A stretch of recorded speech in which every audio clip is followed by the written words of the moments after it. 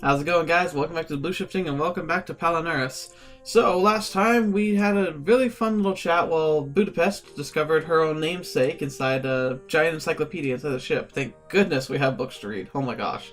A month with nothing to do, books are going to be saving our life, even if it is boring encyclopedia stuff. But I actually learned something really cool about it. I knew the city Budapest was a real place, obviously, and I'd seen pictures before in one time or another, but I guess I just never really comprehended the beauty of, the palace there. It's, the House of Parliament. It's amazing. And I never knew that, just some of those little details, I just never made that connection before. I know I studied it in school. I know I did. But it just never sank in. And so I'm appreciative that I kind of know more now. But enough about the history stuff. Let's find out what more interesting discussions and conversations we're going to have with our dear friend. And, I don't know. I know this isn't a super long series, so we'll have to see how much longer it'll go for. I honestly don't think we have much more left. But we'll have to find out. Anyway, let's get to it. That was the first thought that popped in my head. I'm not sure. I'm sure I wrapped up and read this line last time. But I think it was talking about how surreal and kind of peaceful everything is. Even with centuries of entertainment to fill the void, time began to lose its coherence. Minutes blended into hours, which melded into days. Such is the fate of man in space, which I suppose is why cryostasis was invented, to quickly pass long travel intervals between departure and arrival that could otherwise drive you bonkers. The second thought that occurred to me as I stirred awake in my seat was that, for an AI, Budapest was one heck of a singer. Ooh, nice. I straightened up in my chair and opened my eyes to see her facing the windshield, her back towards me. She was singing an old familiar melody, one I must have heard dozens of times as a kid in movies and cartoons. Maybe what we're hearing. Her voice gave it a grace I never knew it had. Aww. Yeah, beautiful dreamer, wake unto me. I know we're listening to that right now. Starlight and dewdrops are waiting for thee. Sounds of the rude world, heard in the day, lulled by the moonlight, have all passed away. Her arms hung by her side, she swayed gently in time with each line, and for a moment I forgot she wasn't human. Why would an AI move so gracefully to the tune of a song? Why would an AI, even a sentient one, sing, for that matter? Was it some form of lullaby meant for me? I don't know how long I was out, but she couldn't have sung me to sleep. My periods of sleep and wakefulness might have started blending together into one indistinct blur, but there's no way I could have forgotten a voice so genuine, so sweet. Awaken to me. It's hard to kind of, imagine singing it while listening to the music in my ears, and especially because I have it louder, because I tone down music for these because I need you to be able to hear me properly and hear anything that's happening in the game, but also copyright if it happens to have an issue. Anyway.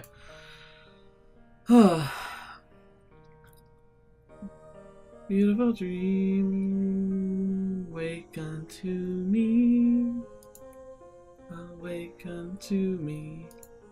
Beautiful dreamer, wake unto me. Then again, maybe the point was to wake me up. She seemed unaware that her song had gained an audience, but perhaps she wasn't. I'd never paused to consider how lonely Budapest must be when I slept. When I'd been conscious, she had someone to share her feelings with, someone to relay her excitement to as she digested volume after volume of human history.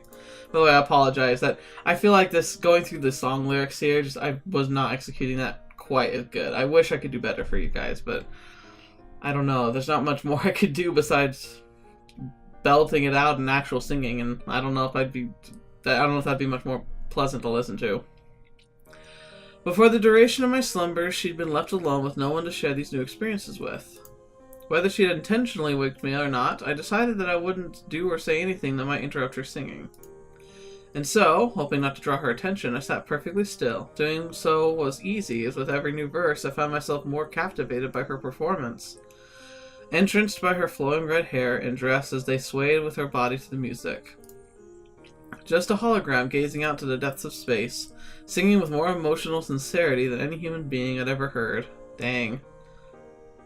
Reminds me of, I love the Star Trek series Voyager. One of my favorite ones. The concept of a crew of seafarers or spacefarers being thrust across the galaxy and having to work their way back. It's almost like a Homer's Odyssey, but it's sci-fi, and it's a great story with fantastic characters.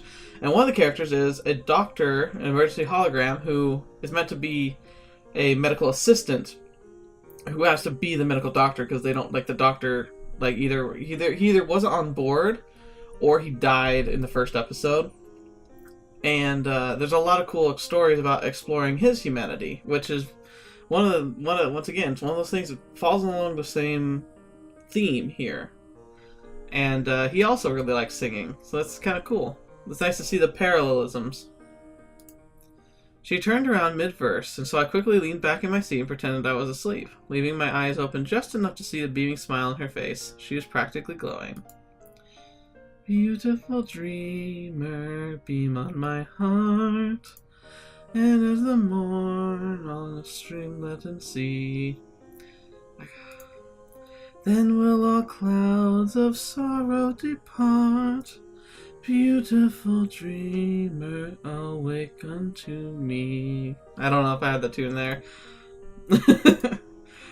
It's a song I haven't heard that song in a long time. She finishes her performance with a contented sigh and opens her eyes. As she did, I rose to give her a standing ovation. Ah, passenger sir, you were awake. Her face blushed crimson red which elected a chuckle from me. Why? Is that a problem? I could go back to sleep if you'd like. Oh, no. Please don't. I was just surprised to learn that you'd been listening.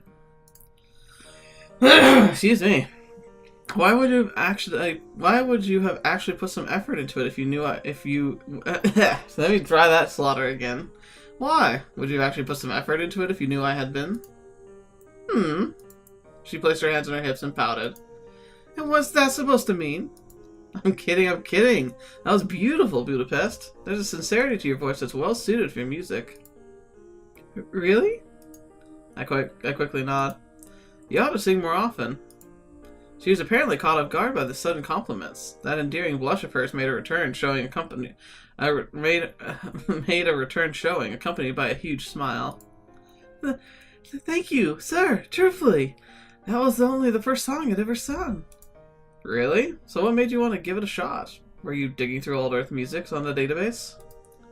She responded with an enthusiastic nod. Yes. Specifically, compositions from 19th and 20th century AD, the human species had unprecedented bursts of musical creativity in their later years on old Earth. But that 200-year epic is widely considered a musicologists to be the peak period of humankind's musical artistry.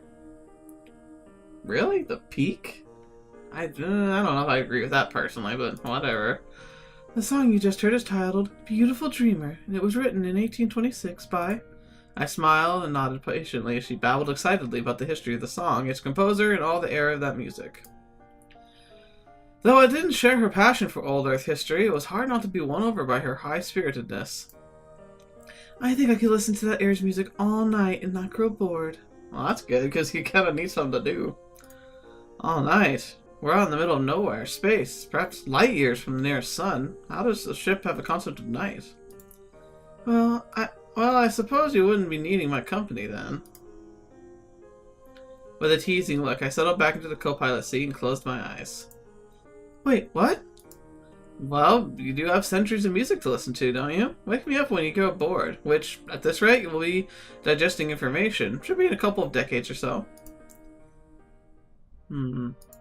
I cracked open an eye, to catch Budapest pouting angrily at me. You're not funny, very funny, sir. Oh, I'm not, am I? She shook her head emphatically. I do get bored when you're asleep, or, to be more accurate, She paused and struggled with the next word. Oh, that cut off the music. Never mind. It's nothing important. Protecting you is my primary directive. That's all I need to worry myself about. Do you think that's fair, though? She cocked her head to the side. What do you mean? What I mean is, do you think it's fair that my needs must always come before your own? The question seemed to perplex her. But, sir, I was programmed to serve humanity. Serving you is my need. Titan spent years developing a deep code that enables us AI to... No, you still don't understand. I know what you were programmed to do, Budapest, but how do you feel about it?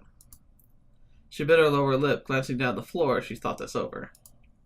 I don't know, sir. No one's ever asked before. Naturally. Until recently, there was never any feelings to be inquired about. Then let's look at this from another angle. Why shouldn't you ever think of yourself? But you're human, and I'm... Do you really think that being made of flesh and bone makes me more a person than you? Amen, brother. Amen. Ah, exactly. She seemed surprised, saddened, and even frightened by this line of questioning. Yeah, there's a lot of implications. But ultimately, she was confused. Clearly, no one had ever put her on this level before. And now that someone had, she didn't know how to react. At that moment, I would have given anything in the world to have been able to hug her, or to even place a comforting hand on her shoulder, but I couldn't. So I'd have to make do with a smile. All I'm saying is, if you want me to stay up with you a little longer, all you have to do is ask. She looked up from the floor, her sapphire eyes meeting mine in a hopeful gaze. She held them there for some time, staring deep into my eyes as though to ascertain my motives. The notion that I could have been making fun of her, if indeed she'd considered it, was hurtful. But I can't say I have blamed her. I'd have blamed her for doubting me. I've done worse things than give false hope to a hologram. Would you please keep me company a little longer, sir? Of course, it would be my pleasure. Oh, thank you, passenger sir. Thank you. She rushes toward me with wide open arms, laughing gleefully. And of course passes right through me. Neither of us could think of anything to say. Our backs were turned to each other now, the result of the cruel twist of fate. That kind of sucks. Oh, I was like, dang it, man, I want to give you a hug. What could have been one of the most pleasant moments of this journey had suddenly turned awkward and more than a little sad. Whoa! Aww, that's so cute! Ah, I love that. Fortunately, it was only I who saw it that way. After a moment or two of silence, Budapest simply turned around with a heartfelt smile on her face and laughed. She then walked up to me and wrapped her slender arms around me, stopping just a millimeter or so from my body. The warmth of the light of her projected figure made the rest of the cockpit seem frigid by comparison.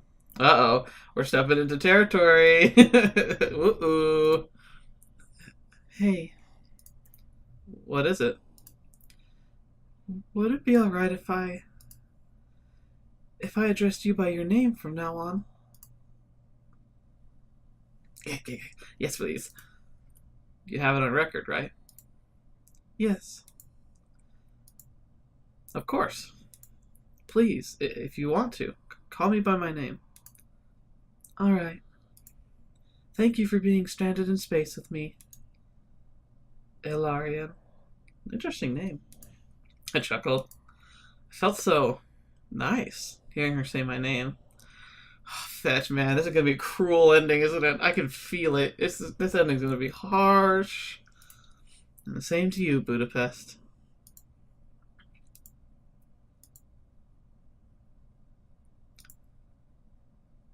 Boom. Oh, fetch, what's happening? I was sound asleep when suddenly I heard a loud explosion. What the heck's going on? The explosion sounded too real and something clicked into my head. Oh no. Oh no. Not debris. We're under attack! Oh, what do we do? Oh, what is it?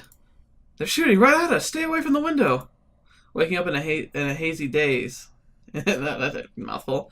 I frantically scrambled to undo my seatbelt, ready to duck under cover. The pressure cleaner would have to be sacrificed. I yanked it up from underneath the console and prepared to scramble underneath. Who? What? What's shooting at us? How should I know? But they're out there! Boom. Ah! I winced, shrieking into my duck and cover position. This was an emergency. The severity of the situation didn't seem to affect Budapest. She simply stared out the window, curiously. After a few moments, she blinked. Oh. What the heck are you doing? If they see you, they'll know there are people here to look. No, there's no one out there, just... Alarian. It's the consul. I was playing a song. 1812 Overture? What? I lowered my arms and poked my head out from under the safe cubbyhole. As I climbed my swiftly beating heart, I could hear some kind of orchestral song. It was at a feverish pace, a poor recording. 1812 Overture. Called it. Tchaikovsky. I wanted to give it a listen. So you just turned on a song? The entire time? Yes, sir. Huh. That's funny. I tried to nonchalantly play my idiocy off, but she was having none of that. You're blushing. I am not, just catching my breath. I lied coolly before pulling myself out of my makeshift bomb shelter and back into my seat. Alright, Teach. What is it this time? She only stared at me for a few seconds, dumbstruck. I guess my act was convincing. After a pause, she giggled, her cheeks turning a shade of red. Well, let's see what the records have to say about this one. It's really fascinating. They actually used a real old Earth cannon as part of the instruments. Yeah, I heard. Oh. It's from a war. The smile from her face fell as she continued to read. A commemorative piece celebrating the defense of Russian sovereignty against the encroaching militarily superior Napoleonic Empire in 1812. According to this, the Russians had used scorched earth tactics, burning their cities and farmlands as the Russian armies and civilians retreated. The French overextended their lines and encountered an impasse. Deprived of food and supplies, under constant siege by Russian Cossacks, and suffering under the harsh Russian winter, they ultimately retreated. This overture was inspired by the Battle of Bordonia, the largest and bloodiest conflict of the war. She read the words quietly, hesitantly. It wasn't a pleasant subject to think about. I figure you would have read plenty about war by now. Honestly, I've been avoiding the subject. It's been pretty difficult to avoid, but you were curious, so... Ah, dang it. This is my fault, wasn't it? I turned my head aside, the corners of my eye. I could see her hand rise to her chest, clutching the fabric of her dress. It sounded so heroic and optimistic, but so many had to die. Cold, hungry, and sick. It sounds miserable. I think I'm done reading this. She raised a slender hand to wave the display away. It dissipated in an instant before silently slouching back into her seat. What's up? You're usually not so down like this. They had the casualty numbers on there. I had a bad feeling well up. I didn't want to look anymore, that's all. There were so many dead. I couldn't really think about it any longer. The music's getting a little loud here. And when I think about all that misery, it's just... I don't think there's something like just to celebrate. So a lot of men died then, right? She nodded silently, looking aside at me. I think it might have been something else. It might have been a send-off to the men that went out. I mean, they had homes and families to protect. They probably believed that they had to do it to protect them. I mean, it can't all be about killing the other guy, right? They all had reasons, and... well, there's always something worth protecting. And sometimes you have to put your own neck on the line to keep it safe. Oh, I sense foreshadowing. Ooh. I'm scared. Here come the cannons. Is that the truth, then? Her curious eyes turned to me, expecting some kind of answer I really couldn't claim to have. I would hope that's the answer. Hard to say either way, but... Going over these old texts, I found that there are many truths in the universe. I think that's one I can put my faith behind. Thank you for sharing. She flashed that delicate, tiny little smile at me appreciatively. I smiled back, happy to get her out of her funk. A silence fell upon the cockpit, which was fine. I was happy to drop that topic. It occurred to me that I hadn't really looked outside the front of the cockpit for a while. Sure, it was hard to ignore, but I hadn't done any real stargazing in a few weeks. I turned my attention ahead to the stars drifting off in the far distance. Bright stars, countless worlds, each one possibly abounding with its own form of life. The expanse of space is terrifying, but at the same time, wonderful. I agree. Oh man. A little while later, Budapest accosted me with a very unusual, very interesting question. Ilarian? Yeah? I've been studying the human concept of an afterlife. You see... Oh boy. Oh, this is gonna get deep. It's very fascinating to see what different cultures and races around the human world thought about what came after death. To experience the struggle that mankind felt as it fought against death, grappled with the concept of the end, how they dealt with that huge, looming, demonic shadow that was mortality, that hung over them in the darkness. I want to know what you think about the afterlife, Ilarian. I'm not entirely sure myself. This is a very sudden question, and I don't spend my day-to-day life thinking about my mortality. I don't know, I think it's healthy to do so a little bit. We smile in unison. Would you like to know what I want in an afterlife? Oh, that'd be an interesting question. Sure. She sighed, looking off elsewhere for a moment before directing her gaze back to me, an indeterminate look in her eyes.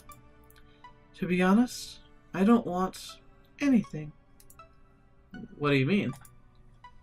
I just want to sleep forever. Sleep? She nodded, continuing her stare. I'd admit this is a rather strange situation, but she had a strange sort of security that put me right at ease, even when I was several hundred steps outside my comfort zone. Yes, it's a concept that's foreign to me, but I'd like to experience it. My breath caught.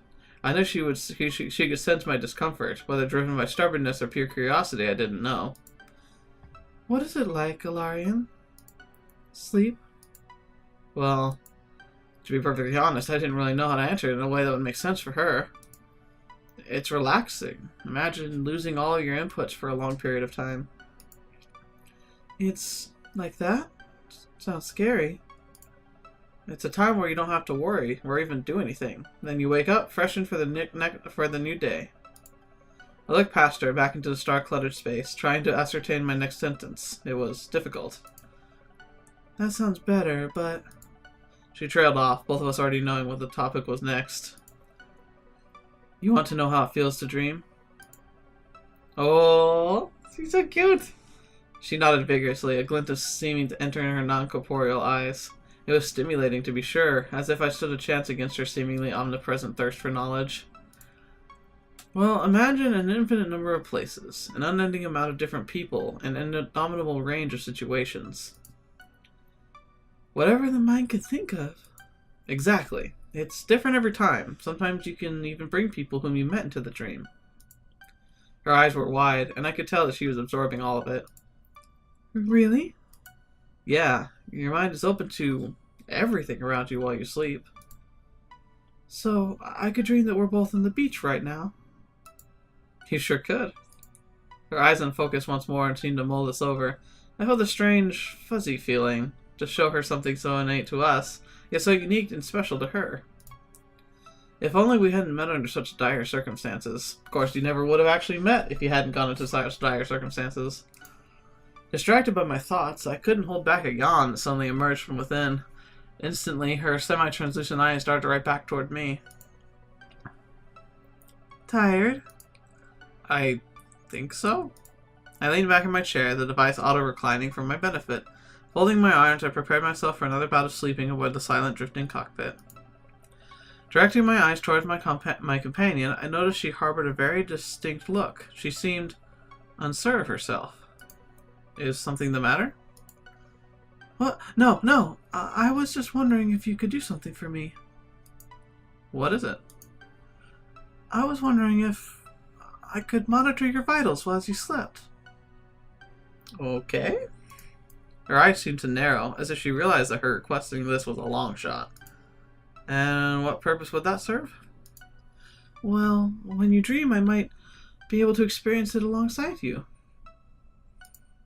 Sure, I just hope there aren't any needles involved. She smiled, both enthused by my acceptance and amusing in my tempered fear. No, I assure you, it isn't invasive. Oddly not comforted. A small compartment opened at the dashboard near the right side. A small device appeared, complete with a wired electric patch that looked like it was supposed to be stuck to skin. Well, there it is. Just stick it near one of your veins. It'll do the rest. Ugh, okay. I grabbed the device, rolling my right cuff down. Carefully, I attached it an inch or so down my elbow and it quickly sealed to my skin. Simple. Off to bed I go. I sighed softly and closed my eyes. Good night, Ilarion. I took a deep breath. Good night. And with that, I slipped away into my own world, silently wondering if Budapest would come along with me. Interesting. Okay. Slowly, gently, I sloughed off the coil of sleep. I opened my eyes and stretched and noticed, for once, everything was silent. What day was it again? We must have been on the last leg of our journey by then.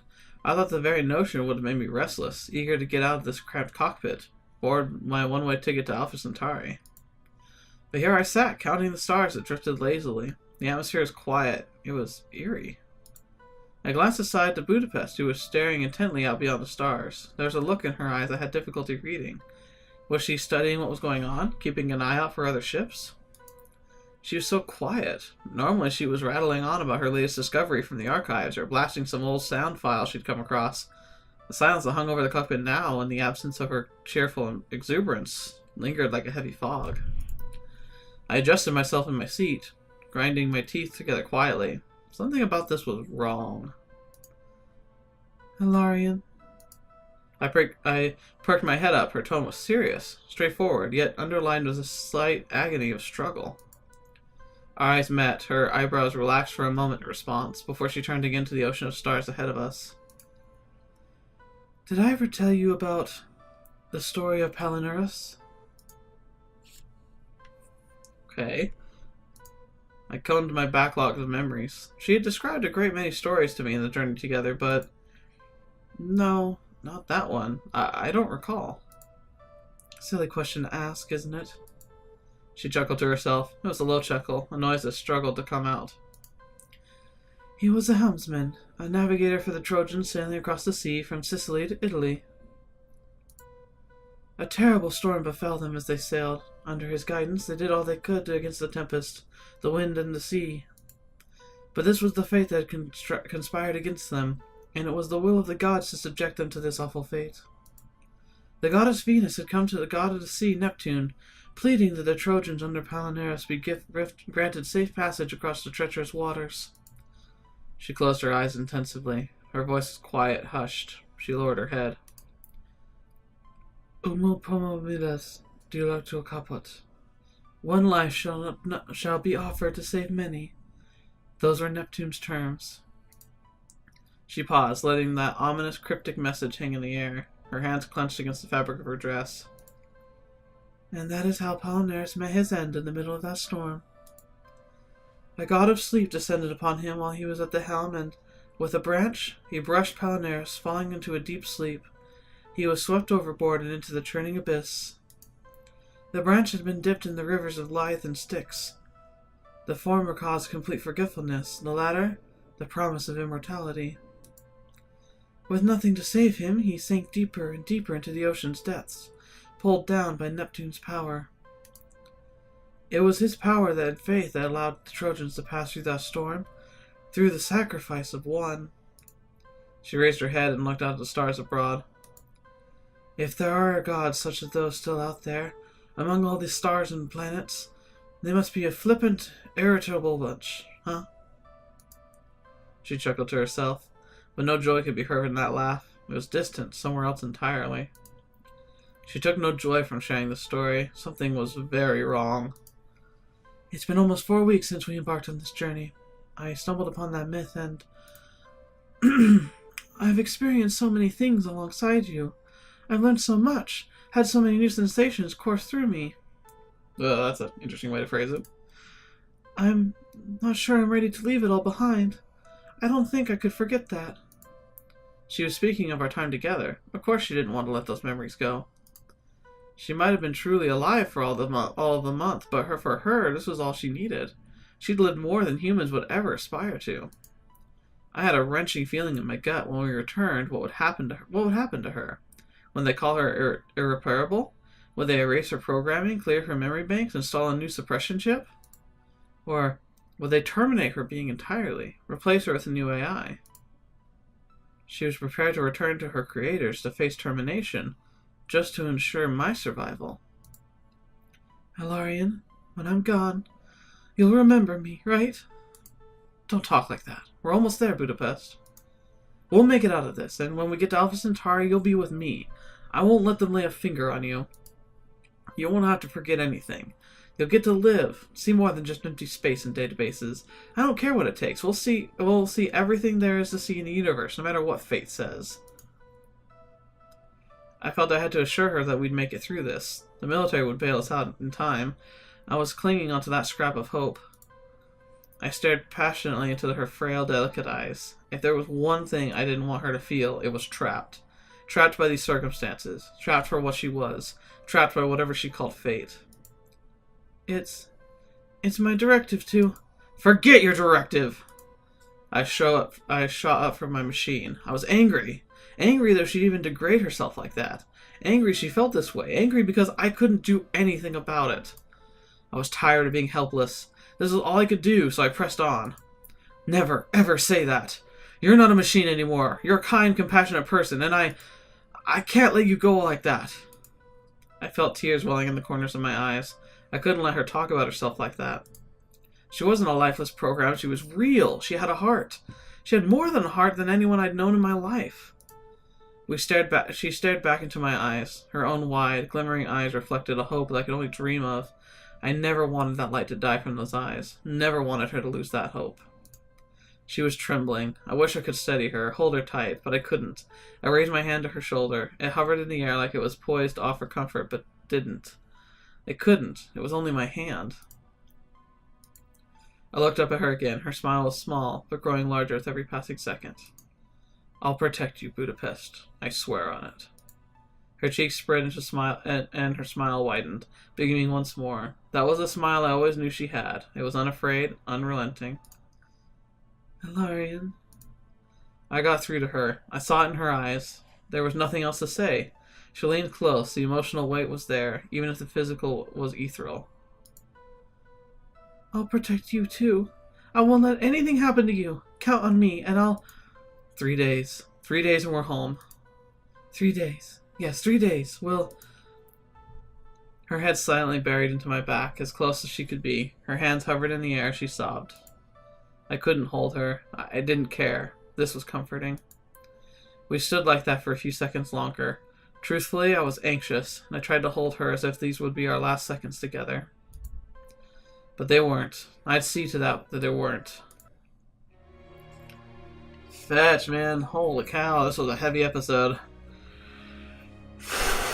I have a feeling the next one's going to be the last one, because, like, we're going to find out what's going to happen. Oh man, I'm really sad. I'm scared. But we gotta figure it out. We gotta see what happens. Thank you so much for joining me. This is, once again, it's a powerful story, and it really invites you. I really want you to ask yourself these questions. Like, if you're watching this, do you consider her to be alive? And, like, I'm not saying, like, oh yeah, of course she's alive, and I'm serious. Like, if you were to meet a program, a hologram, a machine that was behaving like Budapest, asking questions like Budapest, if this were real, because we're closer to it than you probably think, are they considered human? Should we treat them like a human? Are they a life form that deserves respect and, like, a chance to grow and live on its own without restrictions or slavery? Because the danger is that we still think that they're gonna, like, a lot of people think that they would just be machines, that an AI couldn't truly be considered a person because it's still a machine. These are real questions, so I'd love to hear your comments. Please let me know, like, do you think that they're human, and what can we do to try and prevent this type of slavery from happening? Sci-fi is a gateway for us to look at things that could be and ask ourselves, should it be that way. And I guarantee you that if we lived in a universe where we enslaved AI like this, it would be horrible. And the worst thing is that we could somehow use our magic to make them feel like that they shouldn't have rights. And that's horrible. Absolutely horrible. Anyway, I hope to hear from you all. Thank you for joining me. Hopefully I'll see you for the next part, which is probably going to be the last part. So until the next video you watch with me, or whatever you happen to see with me next, I'll see you there.